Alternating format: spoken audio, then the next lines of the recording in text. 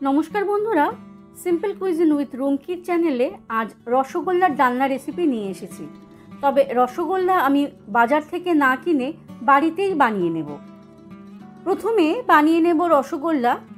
আসুন দেখে নিই রসগোল্লা কেমন করে বানাবো। গ্যাসে কড়াই বসিয়ে 1 লিটার দুধ আমি নিয়ে নিয়েছি। দুধ ফাটিয়ে নেওয়ার জন্য দুধ ফোটা অবধি অপেক্ষা করব। ছোট একটি বাটিতে 2 চামচ হোয়াইট ভিনিগার নিয়ে নেব। এটি কিন্তু টেবিল চামচ।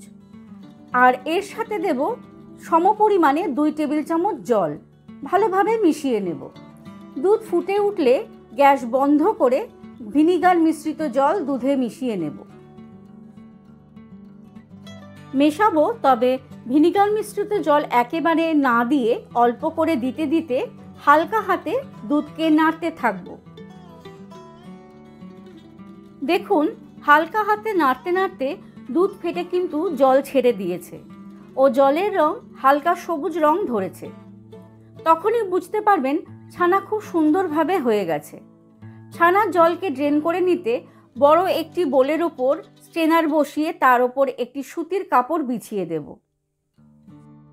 ছানাকে ছেঁকে নেব। গরম ছানার কুককে বন্ধ করতে বা ভিনিগারের টক ভাবকে কাটাতে দেব রুম টেম্পারেচারে রাখা নর্মাল জল।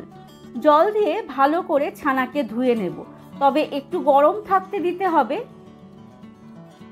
ছানা হালকা গরম থাকা অবস্থায় কাপড়কে স্কুইজ করে নিয়ে হালকা হাতে ছানাকে ছেঁকে নেব। বেশি প্রেসার দেব না, ওকে ওর মতন করে ছাকতে দেব। ওপর থেকে ভারী কিছু দিয়ে চাপা দিলে খুব ভালো হয়। আমার কাছে একটি পাথরের ম্যাশার ছিল। 10 মিনিটের জন্য চাপা দিয়ে একটু রেখে দেব। 10 মিনিট পর ছানাকে একটি থালাতে নামিয়ে নেব।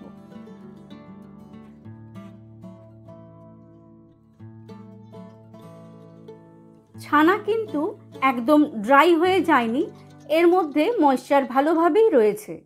এবার হাতের তালুর সাহায্যে হালকাভাবে মসৃণ করে নেব। অল্প মসৃণ করে নেওয়ার পরে কিন্তু হাফ চামচ দেব ময়দা ও হাফ চামচ দেব কর্নফ্লাওয়ার। এতে রসগোল্লার বাইন্ডিং বা বাঁধন খুব ভালোভাবে হবে। এইবার হাতের চেটো বা হাতের তালুর সাহায্যে টেনে টেনে ভালো করে ছানাকে মসৃণ করে নেব। তবে লক্ষ্য রাখতে হবে ছানা থেকে যেন ফ্যাট রিলিজ না হয়, অর্থাৎ ফ্যাট রিলিজ হওয়ার আগে পর্যন্ত ছানাকে ভালোভাবে মসৃণ করে নেব। ছানাকে খুব সুন্দরভাবে মসৃণ করে মেখে নেওয়া হয়ে গেছে। এরপর এর থেকে ছোট ছোট করে বল গড়ে নেব। আপনাদের ইচ্ছা মতো রসগোল্লার গোল সাইজ কিন্তু করতে পারেন। শুধু মনে রাখবেন চিনির শিরায় ফোটানোর পর বল কিন্তু আরেকটু ফুলে যাবে।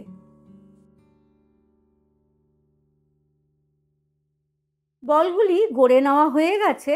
এইবার 2 রকম শিরা করে নেব। প্রথম শিরা করে নেওয়ার জন্য কড়াইতে 1 কাপ চিনি ও 3 কাপ জল দিয়ে দেব। চিনি ও জল মিশে ফুটে যাওয়ার পরে 1 টেবিল চামচ দুধ শিরাতে দিয়ে দেব। চিনির যে নোংরা থাকে তা ফুটতে ফুটতে বেরিয়ে আসবে। দেখুন কতটা নোংরা বেরিয়েছে। এই শিরাটি হবে একদম পাতলা। শিরাকে একটি পাত্রে নামিয়ে নেব এবং আরেকটি শিরা বানিয়ে নেওয়ার জন্য কড়াইতে দিয়ে দেব 1 কাপ চিনি ও 3 কাপ জল।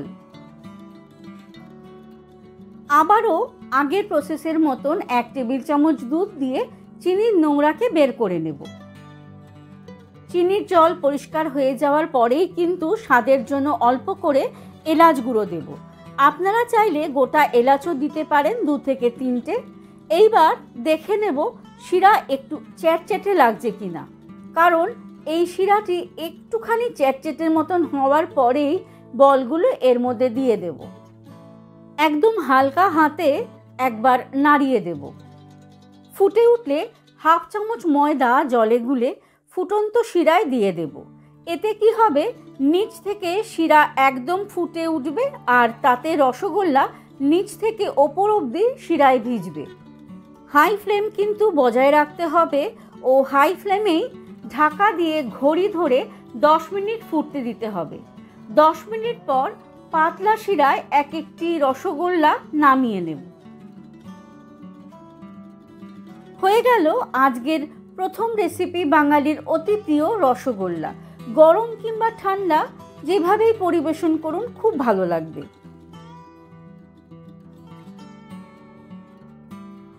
এবার রসগোল্লার ডালনা বানিয়ে নেব।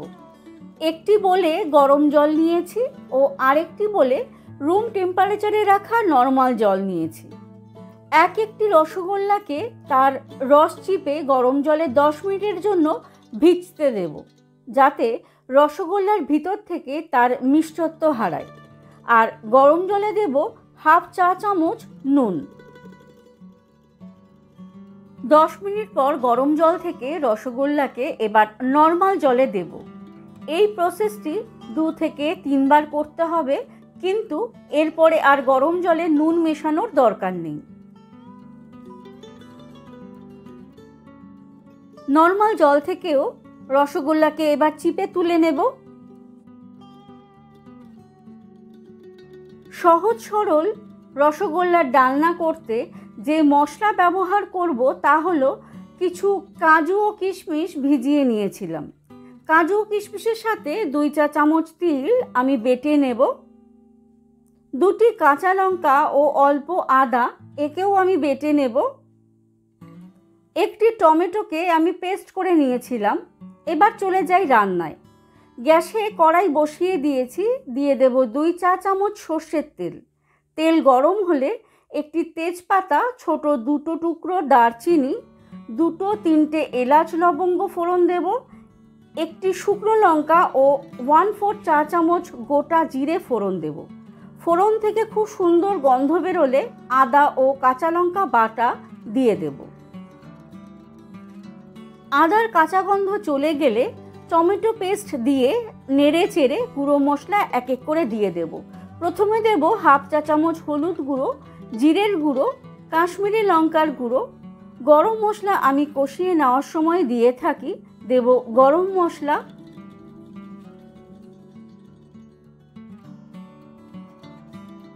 নেড়ে চেড়ে দেব কাজু কিশমিশ ও তিল বাটা।